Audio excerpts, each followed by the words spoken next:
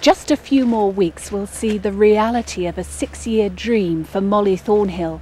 That's when Thornhill House opens, providing residential care for elderly people who come from the immediate local area.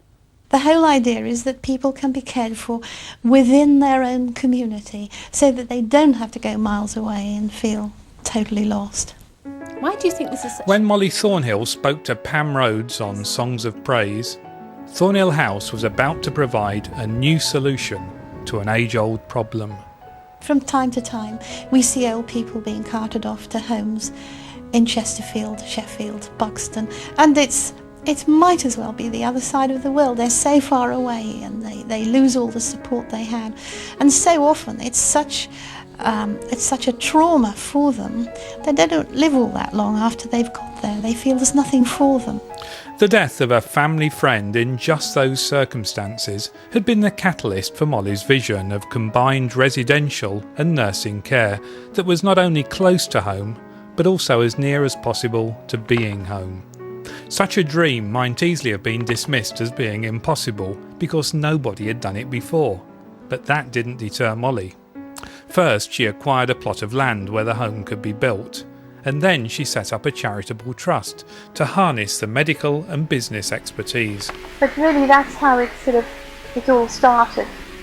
And I must say, all the people that I asked to be on the trust, every one of them said yes immediately, which amazed me. And all my children thought it was the right thing to do and said, "I'll back you all the way, Mum." The trust, which was named after John Thornhill, Molly's late husband, set about identifying and solving the problems that the project inevitably threw up. And in June 1989, Molly called a public meeting to establish roots in the community and launch a fundraising programme. A year or so later, the land on which Thornhill House was eventually built became available, and this meant that the original plot, which was constrictingly narrow, could now be sold to bolster the funds. Amen. At the end of 1992, this groundbreaking ceremony signalled that after 5 years of spade work, Molly's dream would soon be seeing the light of day. Because now they'd found enough money to start the building work.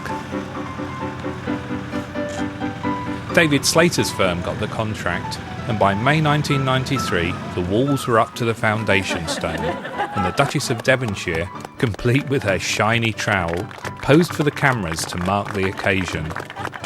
That ceremony was also memorable, not just for the pattering rain, but for the words of the late Brian Redhead, who was one of the original patrons.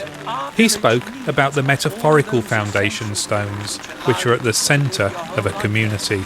The school is absolutely crucial to the village. The local shop obviously is. I happen to believe the pub is too. The church undoubtedly is. And I now feel very seriously that this is, and as I said in a piece I wrote for the magazine Country Living this month, every village should have a Thornhill House.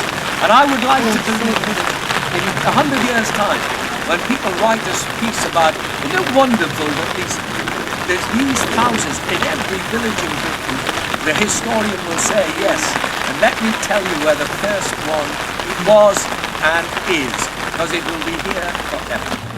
But first it would have to be built, and to achieve that, over £400,000 had to be raised. The financial building blocks that made all this possible were grants, bequests, donations and coffee mornings. The fundraisers had to get on top of their task before the builders could do theirs. And towards the end of 1993, groups of villagers were invited to see how things were going. All push back and fold into a sort of box like that.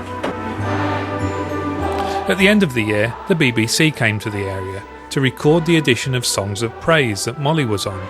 And Pam Rhodes also spoke to one of the prospective residents who was counting the days to when she could move in.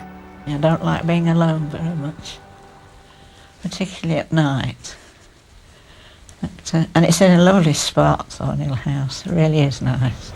And whilst Mrs. Gilbert was kicking her heels, Molly's team of volunteers and the newly appointed matron, Jane Kenning, got on with making sure that all of the 12 residential bedrooms, staff rooms and day areas were all ship-shape and ready for both the official and unofficial openings.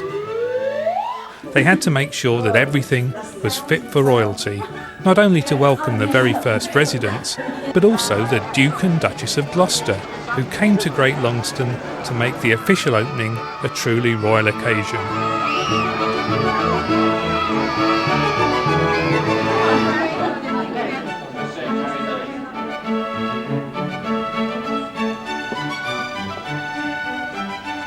After a tour of inspection, Professor Wilkes, who was the first president of the John Thornhill Memorial Trust, said a few words about what they hoped to achieve. We will, with luck, shrink the disabilities of old age to something which can, with humour and tolerance and support, be dealt with. And I think that this is so obvious, it has taken the whole massed might of the welfare state not to realise how right and proper a solution to ageing this is.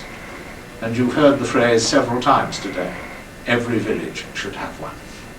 It therefore gives me especial pleasure to ask Her Royal Highness formally to declare Thornhill House open and pull a rather mysterious top right-hand corner called Women's Season. It gives me great pleasure to declare Thornhill House as officially open as possible. And to wish the very best of luck to all who come to live here.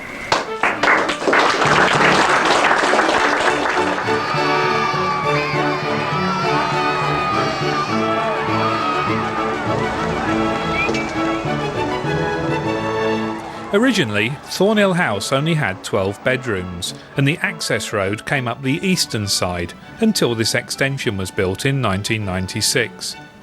These 4 additional rooms were needed to generate extra income, and at the same time the conservatory was built to provide more living space.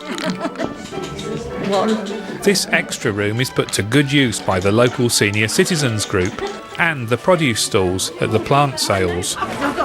These fundraising events, including this popular snack stall at the Hope Show, are continuing examples of the drive and determination of the founders. The challenge for the future is to ensure that Thornhill House gets sufficient resources to continue to serve our community.